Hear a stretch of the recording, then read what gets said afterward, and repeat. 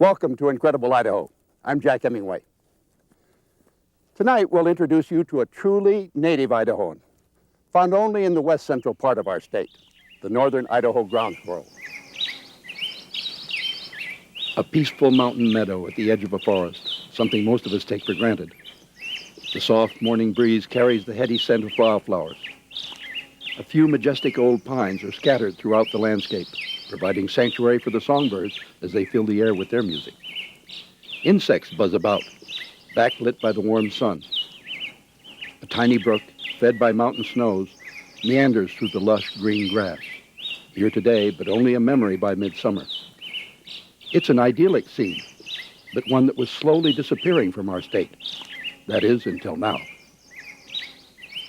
In our country, we've suppressed fires for between 70 and 100 years. And the suppression of fires, for good economic reasons, has also resulted, though, in the shrinking of meadow habitats. And creatures that live in meadows, such as these ground squirrels, have then been, their habitat has been shrunk and isolated. Paul Sherman is a professor at Cornell University in New York. And there is our Idaho ground squirrel, Spermophilus bruneus bruneus. Okay, Tom, we got one. He and his colleague, fellow Professor Tom Gavin, know a lot about ground squirrels and ground squirrel habitat.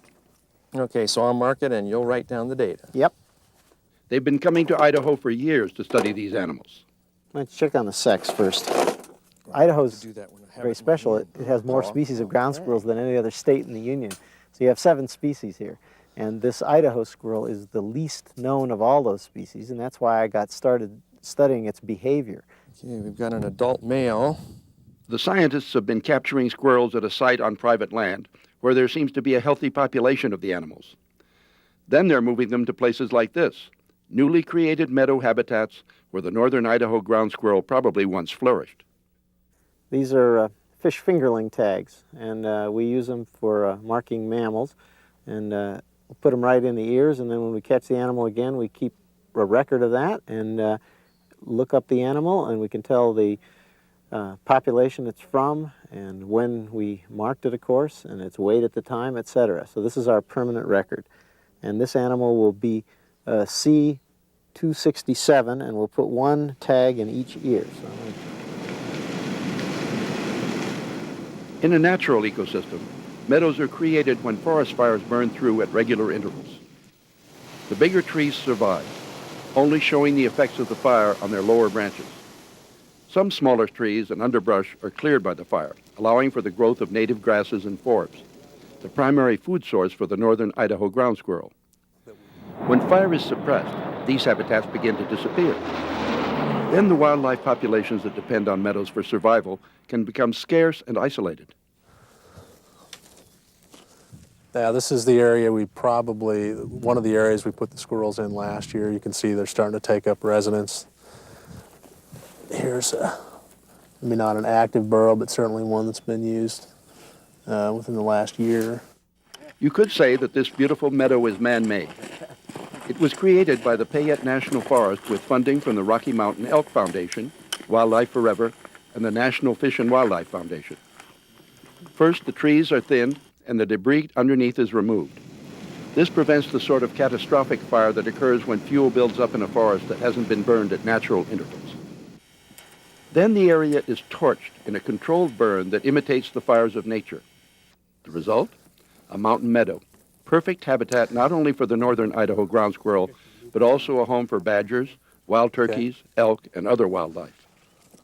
0 on the left, okay. Now the next thing we're going to do is weigh this animal, and to do that we put it in a bag and roll it up like a burrito and then hang it from a hanging scales. The researchers have marked and moved 90 squirrels over a 2-year period with help from the Idaho Department of Fish and Game and the U.S. Fish and Wildlife Service. With the squirrel in it, and we get a total weight of squirrel and the bag of 228 grams. 228. So he's already starting to fatten for hibernation. That's a big squirrel. This squirrel weighs a little over 6 ounces. Adults must double their body weight, and pups have to triple it in the short 3 months that they're above ground. By August, they'll have disappeared. escaping the heat and dried vegetation by burrowing beneath the earth. They'll emerge again next April, eager to breed and repeat the cycle. So this is Lady Clairol blue-black hair dye. The dye is applied to the shoulders of each captured squirrel, so the researchers can easily identify them at a distance. Once the dye has dried, the animal is ready for release. All right, Tom. So where is that cage? Yeah, there's an enclosure right over here on the edge of the sagebrush. The pen serves as protection for the squirrel while it adjusts to its new surroundings. He likes that aspect. Inside, Paul places straw for nesting material and a carrot and dog food for nourishment. Yeah, also you'll see that there are 2 holes that were dug in here with a power auger, and these holes are each drilled at about a 45-degree angle and about a half a meter deep, maybe a 1.5 feet deep. And these are just starter holes, just to give the squirrel a place to go. And then presumably the squirrel will renovate those burrows the way they want. In March of 1998, the northern Idaho ground squirrel was proposed for federal listing under the Endangered Species Act. This means a decision must be made within a year whether to officially list the animal. Take it off. And that's our process. It could be back up in 10 minutes once we back off. It's hard to say, but... Within seconds, the squirrel has disappeared. If it survives, it will be an indicator of a healthy meadow habitat and evidence that the efforts at restoration are working. Okay, squirrel, good luck. Perhaps in time, an abundance of mountain meadows will once again wind through our forests, and the wildlife that depends on them will flourish.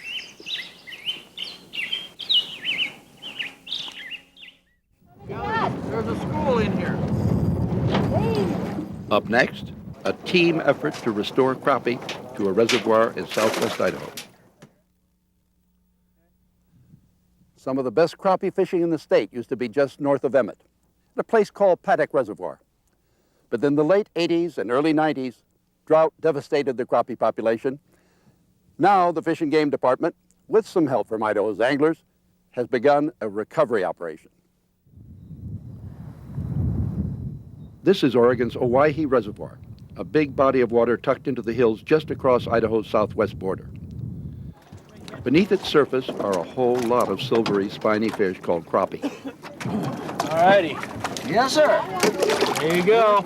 We appreciate it. What time is it? On a spring Saturday, the Idaho Department of Fish and Game, along with the Oregon Departments of Fish and Wildlife and Parks and Recreation, sponsored the first ever Lake Owyhee Crappie Day. We're using Idaho angler volunteers to collect fish for Paddock to help restock the crappie population in Paddock Reservoir. The anglers came to us and they wanted to do it. Despite a cold and blustery morning, some 500 anglers show up. When I contacted the Oregon Marine Events Board, they asked me how many people would participate 2 months ago when I talked to them, and I told them we might have 50 boats on a good day. It looks like we've got close to maybe 200 boats on the reservoir today, so it's pretty overwhelming to see the response of the Idaho anglers working to try and make fishing better for everybody.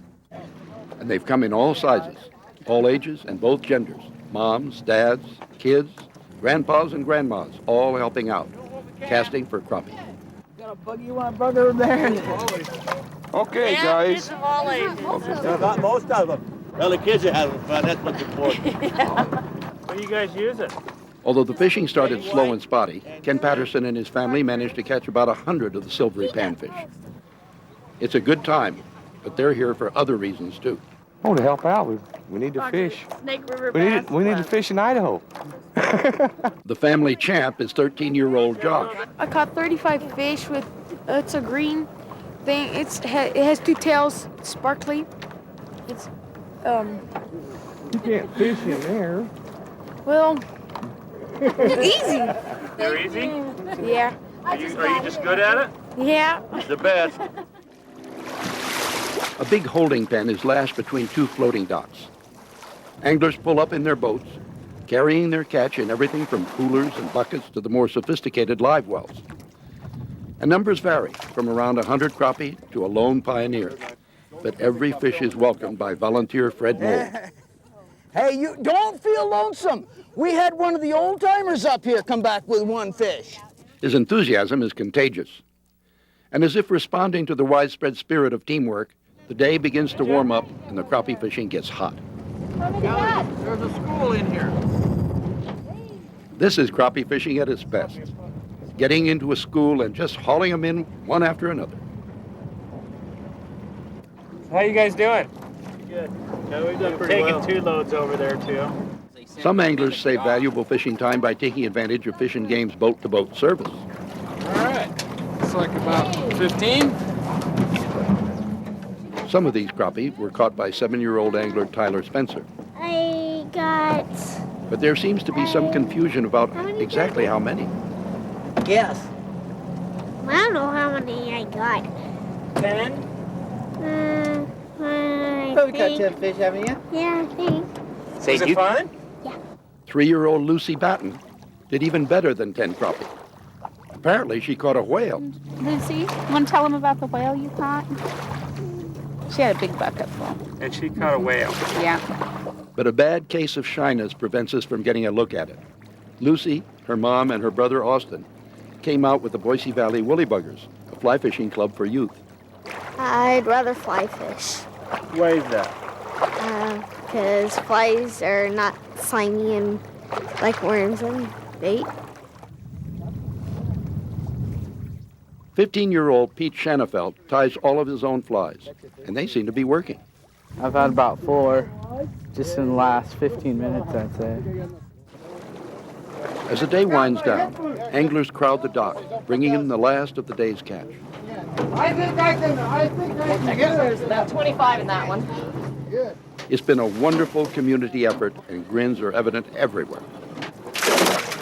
You bet we're happy. Are you? This is better than what we had.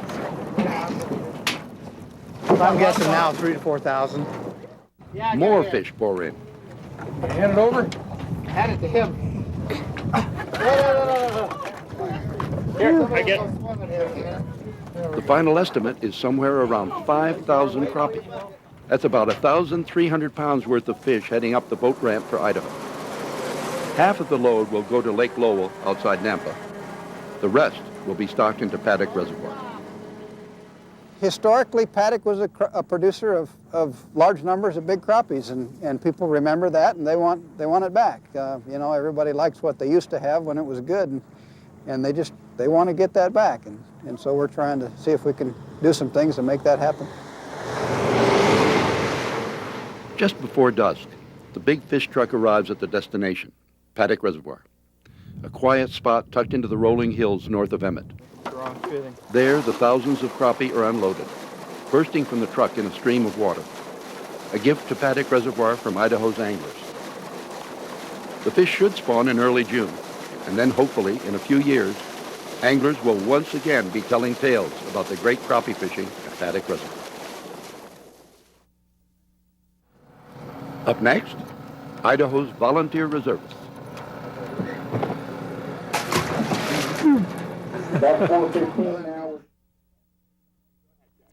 Does this sound like a job for you? First of all, you work for free. That's right, no pay. It requires a willingness to perform hard manual labor. You can expect to endure everything the elements can throw at you. Biting wind, pouring rain, icy snow, and burning sun. And you're also expected to purchase your own uniform and often provide your own transportation to the job site. Top of all that, you'll probably be asked to work weekends. Whoa, what kind of a job is that? Well, over 200 people in our state think it's great, and they've got the enthusiasm and grins to prove it. Tell them about the time we pounded posts all day long. I've pounded a lot of posts into rock. That's been kind of fun. I've gone out on bighorn sheep sitability surveys. I've, radio collared pheasants. Worked with a lot of habitat, a lot of plantings, a lot of riparian zone changes for salmon habitat, planting willows, that kind of thing. I stock fish in mountain lakes every year. Just a whole variety of things. The amount of things available are tremendous. There's a lot of opportunity to do different things. Ray Beffa is an Idaho Department of Fish and Game reservist. In his real life, he's an electrical engineer for Micron. But today, Ray has taken time off from his paying job to voluntarily get slimy. A lot of people think it's really neat to come out and get slimed one day, but they don't like to come back very many days, so. Ray and fellow reservist Elaine Rex don't seem to mind.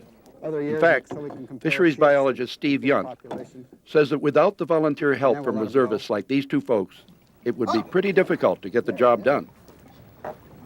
Today, they're at CJ Strike Reservoir in southwest Idaho, pulling fish nets and recording data for a research project on the trout population. 1,400. We planted, thus far this year, I think we've planted about 150,000, 125,000, 4 to 6 inch fish. And so we're just going to try and monitor their survival. Rainbow trout, HRB. The slime. There's a few iffies in the perks of volunteering. 780. In 1997, nearly 4,000 people volunteered over 88,000 hours to fish and game projects. But for some folks, simply volunteering isn't enough. Okay, retie it. The department has an extensive volunteer program, and reservists are volunteers, yet they're volunteers who want to do just a little bit more. So reservists get a little bit more training, they're screened a little bit more closely. And required to donate at least 48 hours a year to wildlife. But for most of these reservists, that's an easy commitment to make. A lot of, people do 150 on up a year that deal way far and above what is required.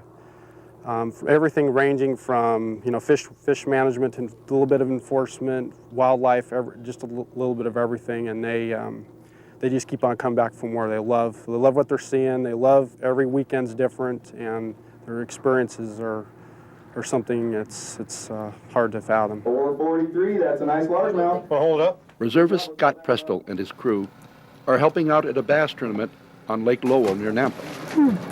The department is taking advantage of the fishermen's skills to record some data on the bass population of the lake. 510. 510, okay. And the weight? 2,050. Dawn Ramos began volunteering about a year ago and loves it. In fact, she's becoming quite an advocate of the program and would like to see more women become involved. You like the outdoors, and you're active. There's, hiking things you can do. We stock mountain lakes with fish. So you get to do a lot of interesting hiking and see some pretty country. And we do fence building, which sounds like a lot of hard work, but it's a lot of fun. And the people we work with are a blast to be with. And we get together for, dinners and parties and stuff. And there's just a lot of camaraderie involved. It's right inside the gill cover. The reservist training program prepares volunteers for some of the unusual tasks they'll be asked to perform. But other things, well, you just have to learn on the job. Like the best way to grab a wild turkey during a capture and transplant operation. Go for it.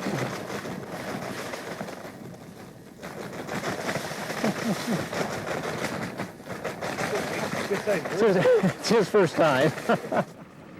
And there's nothing like good old on-the-job experience to learn the intricacies involved in folding those special nets used in big game capture operations. Well, I enjoy the work, getting out. I am retired and have to have something to do, and I enjoy working with wildlife and any projects that the Fish and Game has got to need some support and some help on. You may have guessed that most of the reservists don't come into the program with these specific skills listed on their resumes, but they're all more than willing to give it a go. It's this degree of dedication that amazes Reservist Coordinator Bob Klein.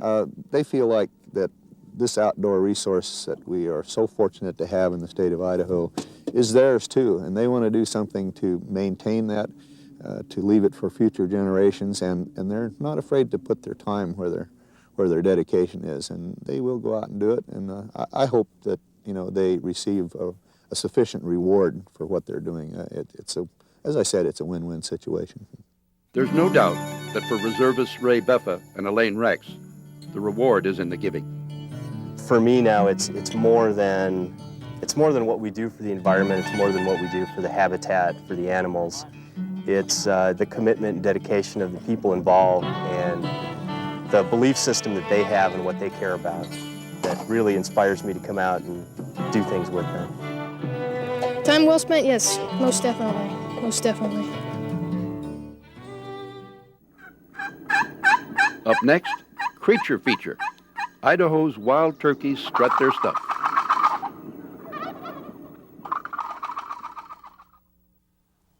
On tonight's Creature Feature, we'll profile Idaho's largest game bird, the wild turkey.